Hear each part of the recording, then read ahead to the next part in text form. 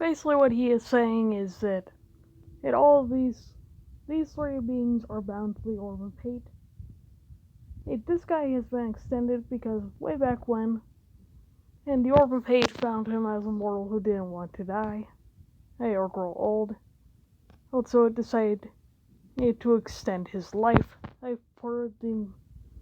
For the guy's instruction, action, and consistent begging in the orb to do so.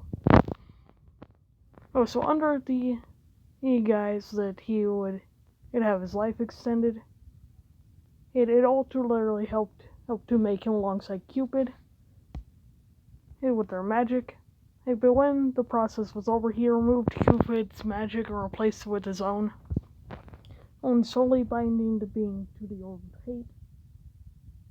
Now, keep in mind that the orb of hate was a human way back when,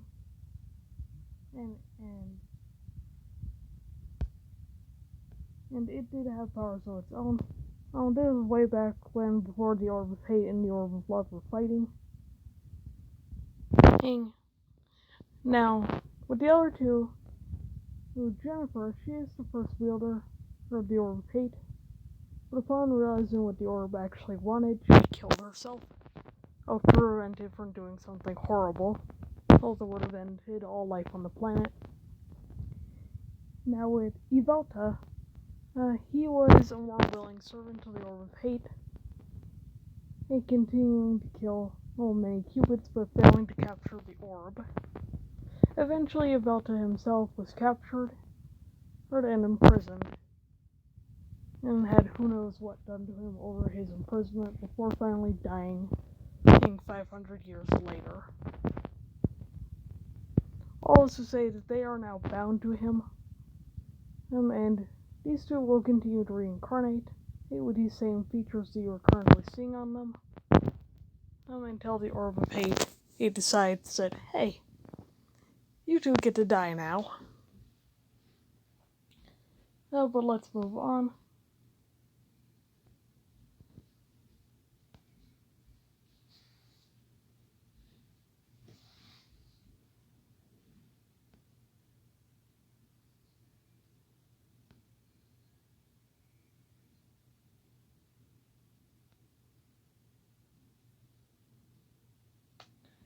This is supposed to say married to someone.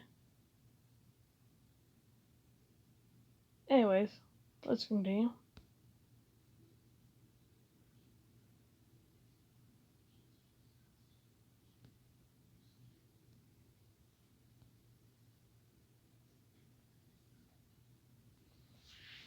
Now, why Deimos is referencing this here is because he does not want his relatively only family member that he still has around and considers to be an actual family member of his is to leave or go and die. So he is trying to keep him close to him, and because, again, and David is the only family member that he has that he considers a family member. So the threat of him getting married, and potentially leaving the palace, leaving Deimos relatively alone, is quite high for Deimos. Also, and I imagine it wouldn't be something he'd let go without a fight. But let's continue.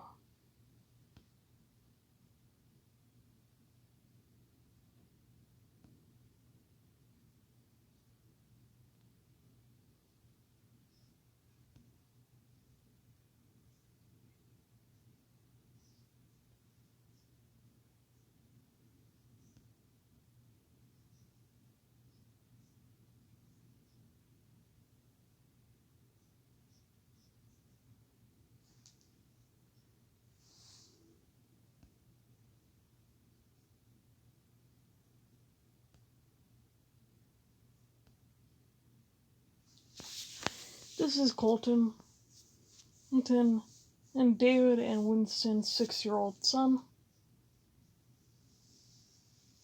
And Winston was pregnant with Colton, and when they wanted to be married, because they did not want the child to be born out of wedlock. So they decided to get married, but wanted to run it past Deimos first. thus essentially allowing Deimos to know his nephew, view as somebody who wasn't born outside wedlock, in a relationship that could quite honestly grow and thrive.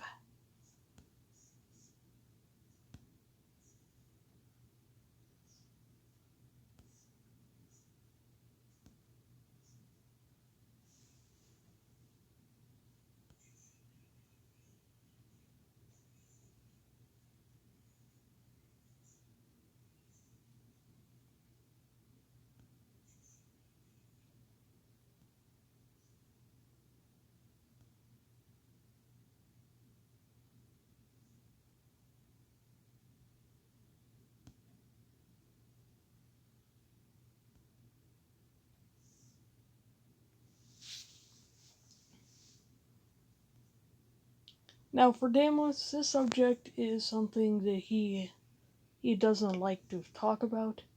But it is something that he will answer. Or notice how he's not referring to Cupid as his brother, but as the guardian of love. Now, if he's not lying, he's just giving an immense truth without telling any more details to him.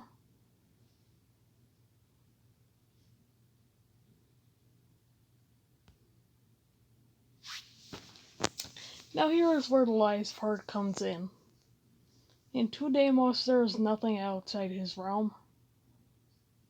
Oh well, at least that's what he is telling Colton and Winston, all of his subjects, and even his brother. But his subjects already know there is something outside of his realm. And so does Winston. But Winston is unable to tell David this. It's because of a law making it illegal to speak about it. How the Deimos passed. That's when David was still an infant.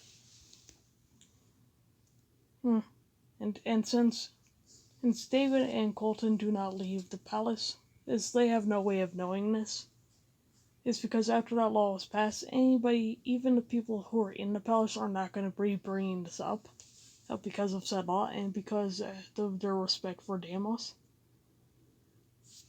But for Deimos, this is all the outside world is for him. Just a hollow reminder that the world is cruel and took the only person he ever loved from him. And now it's threatening to do the same with his nephew and brother.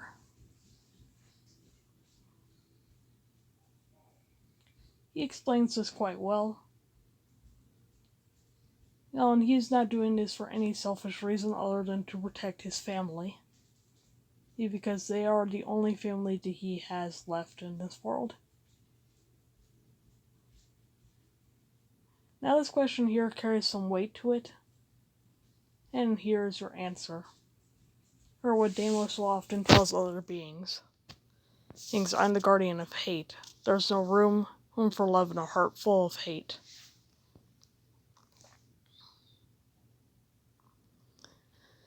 And he goes on to specify, at least not the romantic kind of love, but he does care for them in a familial sense of love for his family.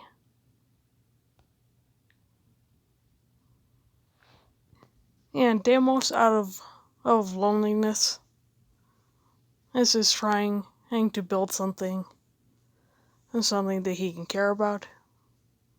But he is not going to force this prisoner to be a part of that against their will.